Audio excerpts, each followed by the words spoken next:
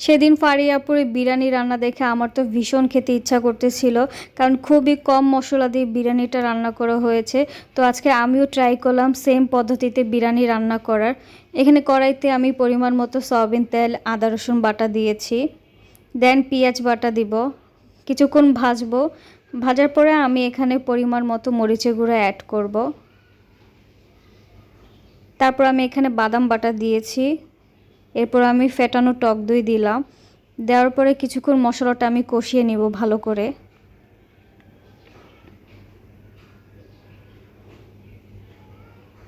কষানো হয়ে গেছে, এরপর আমি সামান্য পরিমাণে গরম মশলা অ্যাড করব, পরিমাণ মতো লবণ দেব। দেওয়ার পর আরও কিছুক্ষণ কষিয়ে নেব। এরপর আগে থেকে ধুয়ে রাখা চিকেনগুলো আমি দিয়ে দিব। চিকেন দেওয়ার পরে ভালোভাবে মিক্সড করে আমি আরও কিছুক্ষণ কষিয়ে নিব, ঢাকনা দিয়ে দিব।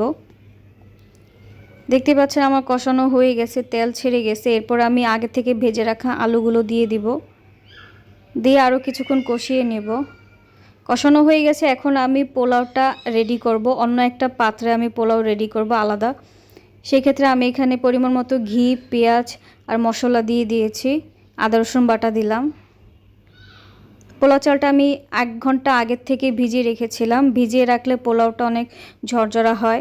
আপনারা চাইলে আগের থেকে পোলাও চাল ভিজিয়ে রাখবেন, তাহলে দেখবেন বিরিয়ানি হোক বা পোলাও হোক অনেক ঝরঝরা হয়।